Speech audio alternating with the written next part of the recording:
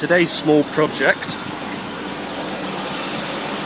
to get ready for a bit of summer motoring is make the engine run smoother.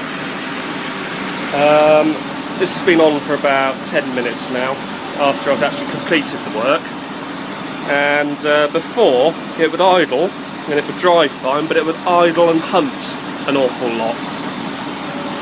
So what I've done is I've removed the king lead from the coil and cleaned up both the low tension points on the coil and also cleaned the king lead and the point where it goes into the coil.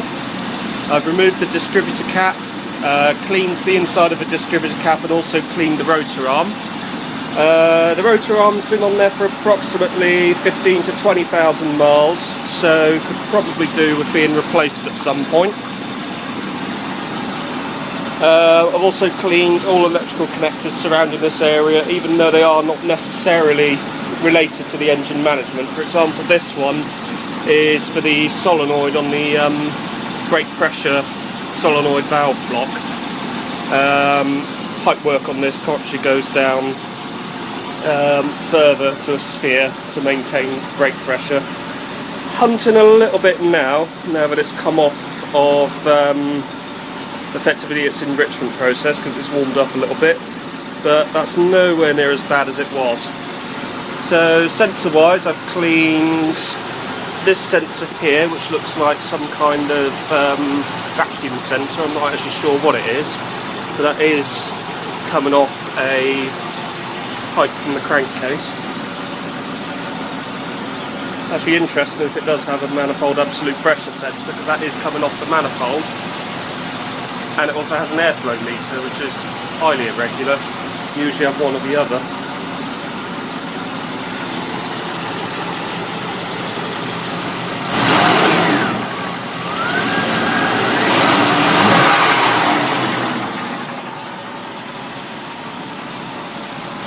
So if I go around this side,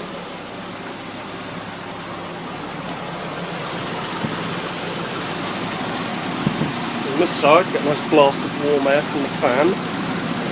But I've cleaned up the connector to the airflow meter, which is this unit here. I've actually got a couple of spare airflow meters, so at some point I may actually replace them. Also cleaned up a connector right down there, a little blue connector, which goes into a sensor on the other side of the throttle, and that's a throttle position sensor. And it's usually that, if I move this ever so slightly,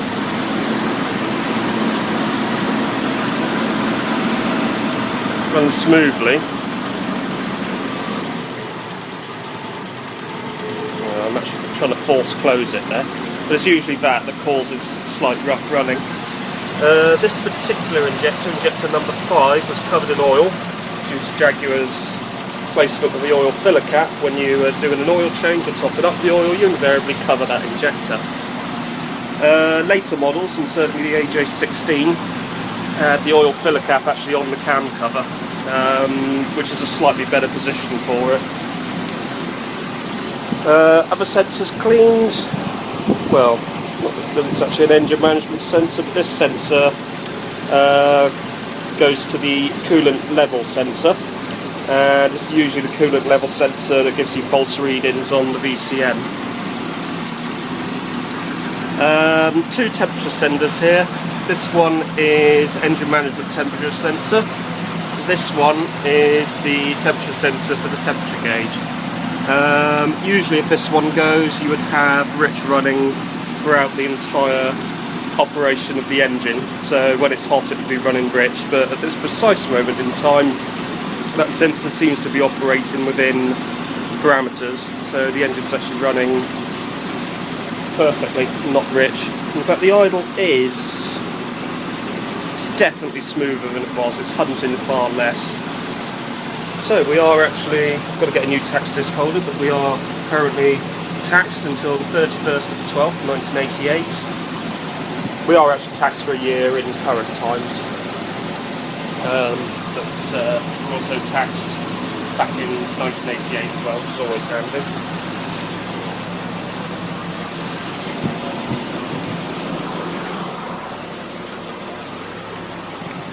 Let's come round and have a look at what the VCM is doing.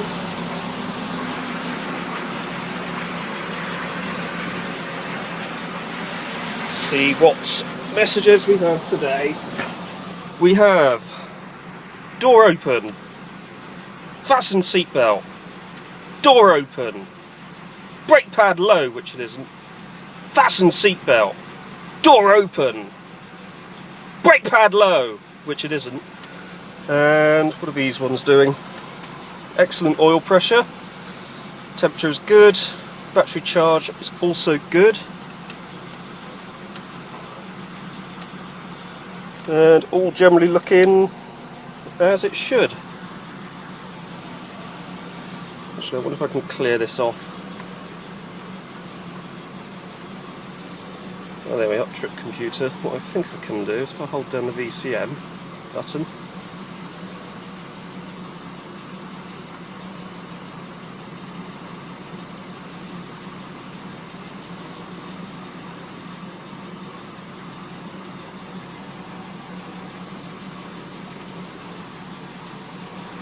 actually it doesn't work when the ignition's on. If I turn the ignition off, because it's warmed through now, so turn this off, hold down that, there we go, it should do a cycle test. Coolant, park, door, boot, washer, bulb, seatbelt, fasten seatbelt, and it's back to that.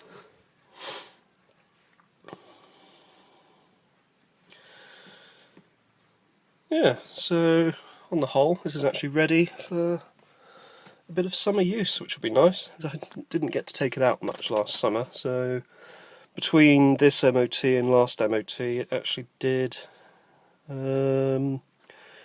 quite a few miles. It did about 2,000 miles, but it did go to Essen in Germany with its previous owner, to the Essen Motor Show, something or other. So yeah, it's done the rounds, bless it. Overall, doesn't really need much maintenance these days because it doesn't really get used. Once a year, change the oil, change the filters, change the coolant. Once every couple of years, change the brake fluid, and probably once every 3 years, strip down the front wheel bearings and re-grease them, clean and re-grease. Auto transmission fluid, I tend to do once every 2 years, regardless of whether it needs it or not. So the fluid that's in the transmission at the moment is perfect cherry red, as it should be. So there we are. It's just a very quick rundown of how things are looking with the old XJ40 at the moment. And thank you very much for watching, and more videos to follow.